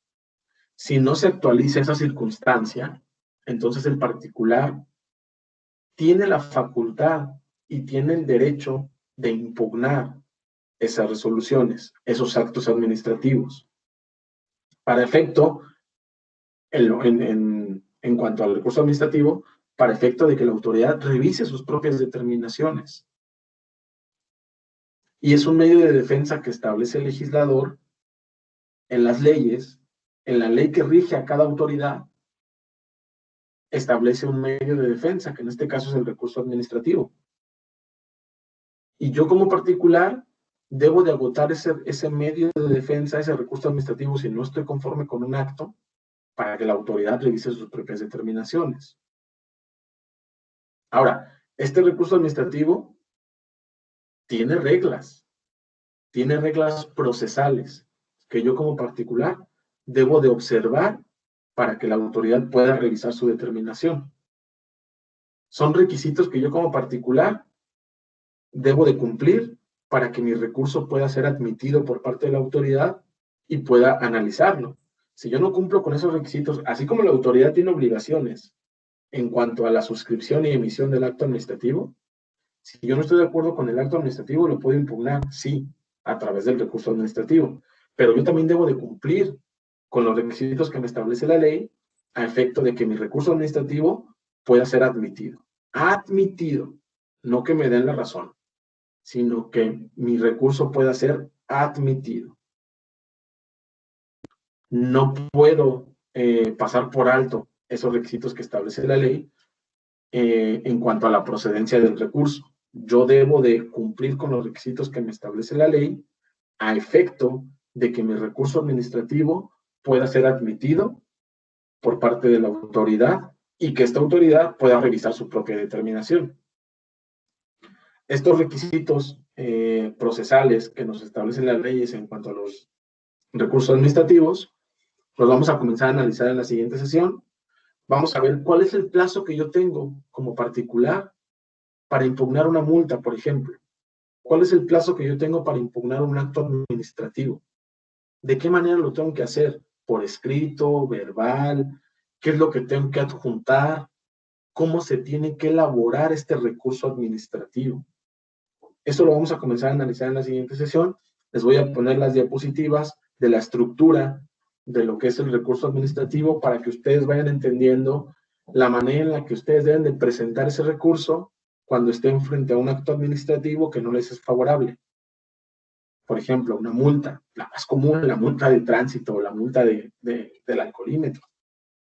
O sea, ¿de qué manera yo me voy a defender a través de un recurso administrativo frente a esa multa? ¿Qué es lo que tengo que hacer valer? ¿Cómo debo de construir mis argumentos? ¿Qué es lo que voy a decirle a la autoridad para que me dé la razón?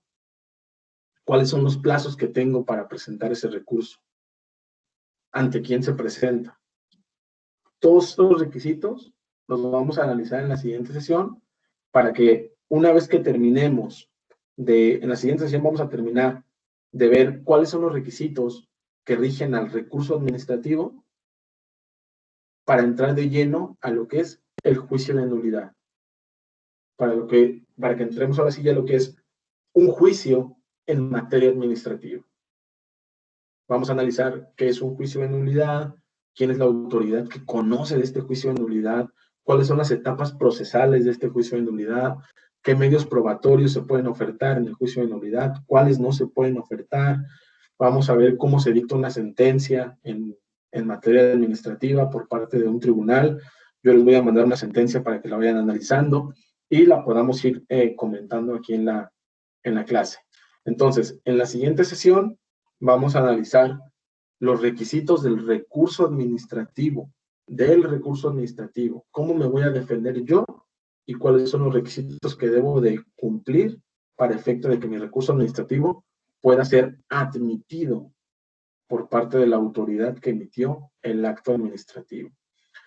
Vamos a ver únicamente recurso administrativo, o sea, ante la propia autoridad. Todavía no nos vamos a meter a la parte del juicio. Esto va a ser posterior. Primero, debo de agotar ese recurso administrativo. Y en la clase siguiente vamos a ver de dónde viene esta obligación que tengo yo para la obligación que me impone el legislador de agotar ese recurso administrativo. Si yo no agoto ese recurso administrativo y me voy directamente al juicio, mi juicio va a ser improcedente. Debo de agotar ese recurso administrativo antes de ir a juicio. Si yo me salto el recurso administrativo, por más que el acto administrativo sea ilegal, mi juicio va a ser improcedente. Aquí ya vamos a empezar a analizar las reglas procesales. ¿Cómo me debo de comportar yo como particular frente a un acto de autoridad? ¿Cómo lo voy a combatir? Ya dijimos, ya dimos una introducción, lo voy a combatir a través del recurso administrativo. Ok, perfecto. Ahora, ¿qué reglas debes de tú como particular cumplir para que tu recurso administrativo pueda ser admitido, pueda ser procedente? ¿Qué pasa si yo no agoto ese recurso administrativo? ¿Qué pasa si yo tengo un acto en donde efectivamente la multa es totalmente ilegal? Una multa del SAT o una multa del IMSS. Tengo una multa del IMSS por 33 millones de pesos porque me dice que no he pagado mis cuotas obrero-patronales. La voy a impugnar. Y resulta que voy con un abogado especialista en materia administrativa y me dice, sí, vamos a demandar al IMSS. Y se van directamente al juicio. ¿Qué va a pasar? Que su juicio va a ser improcedente porque no agotó primero el recurso. Y como mi juicio es improcedente, porque no agoté el recurso, se me acabó el tiempo, porque para promover el juicio únicamente tengo 30 días. Y para promover el recurso, tengo que ver lo que establece la ley para ver el plazo.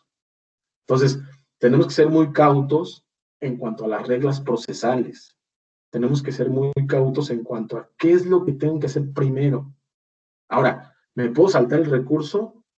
Si me lo quiero saltar, tengo que ver la manera, tengo que encontrar la forma en la ley para saltarme el recurso e irme directamente al juicio. Pero por regla general, debo de agotar primero el recurso administrativo, por regla general. ¿Okay? ¿Hay alguna duda hasta este punto? Todo bien, maestro. No, profe, todo bien. Ok, perfecto. Lo vamos a hacer hasta aquí el día de hoy y nos vamos a ver el siguiente sábado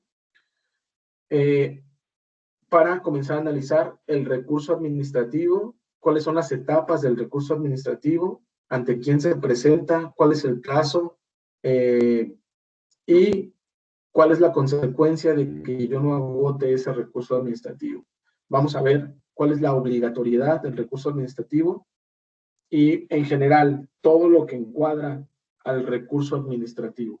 cómo yo como particular me voy a defender respecto de un acto de autoridad en un recurso administrativo o con un recurso administrativo. ¿Ok? Entonces, si no hay mayor duda, nos vemos el siguiente fin de semana. Perdón, nada más voy a explicarles algo. Las actividades las voy a activar el día de mañana para que ya las puedan ir analizando y las puedan ir resolviendo si ustedes gustan. Y el pase de lista lo doy por default. O sea, yo ahorita ingreso a la plataforma y les pongo asistencia a todos. No hay ningún problema en ese sentido. Profe. Adelante.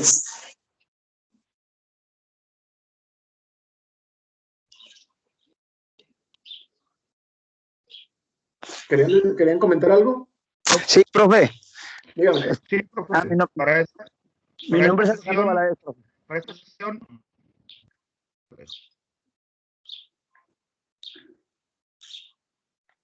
Perdón, no te escuchas. Para esta sesión tiene diapositivas, profe. Sí, se las voy a enviar. Háganme un favor. Me pueden enviar ya les dejé mi teléfono. Háganme favor de enviarme el correo del jefe de grupo o el correo de alguno de ustedes para enviarles las diapositivas y las puedan compartir con todos los demás. Sí, profe, ¿Cómo está ahí? Yo soy el jefe de grupo.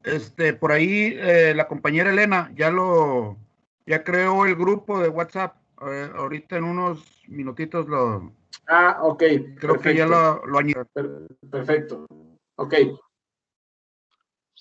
Excelente. En el transcurso del día, les voy a enviar las diapositivas relacionadas con lo que estuvimos platicando el día de hoy. Cualquier duda que tengan, con toda confianza me pueden mandar un mensaje, me pueden llamar y no tengo mayor problema en ese sentido. ¿Ok? Y las actividades las activo el día de mañana para que puedan irlas desarrollando o por lo menos las puedan ir leyendo para ver qué es lo que tienen que hacer. Y bueno, la siguiente semana ya vamos a entrar en materia, vamos a platicar lo que es el recurso administrativo y cómo se pueden defender respecto al acto administrativo con base en un recurso administrativo. Terminamos de ver el recurso administrativo, espero que lo podamos ver en 1 hora y media, 2 horas cuando mucho, y entramos al juicio de nulidad. Ahora sí, ya al juicio, para que veamos el aspecto práctico y procesal de la materia administrativa. ¿Ok? Sí, profe. Profe, una pregunta. Adelante. Miren, lo que pasa aquí en mi plataforma, no se ve reflejado las tareas y se me vencen el 28, supuestamente mañana. ¿Ahí qué va a suceder? Es lo que... No te preocupes. Las tareas, mira, las actividades no las vas a ver reflejadas ahorita porque no las he activado. Las voy a activar mañana.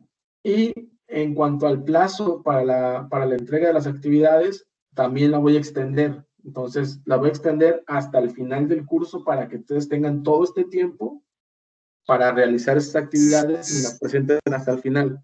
¿Ok? Entonces, no te preocupes por los plazos. Muchas gracias, profe. Disculpe, profe, Excelente. Una pregunta.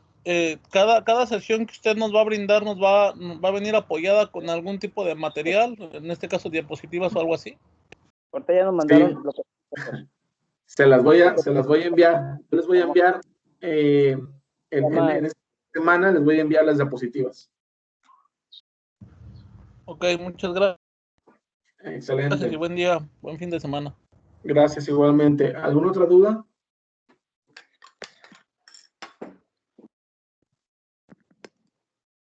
No, profe. ¿No? Gracias. Ok. Bueno, buen fin de entonces, semana. Les agradezco mucho que se hayan conectado. Nos vemos el siguiente fin de semana, el siguiente sábado. Ya les voy a pasar las diapositivas para que las vayan leyendo y vayamos analizando lo que es el recurso administrativo. ¿Ok? Sale, profe, gracias. Excelente fin de semana. Gracias, profe, igualmente. Hasta luego.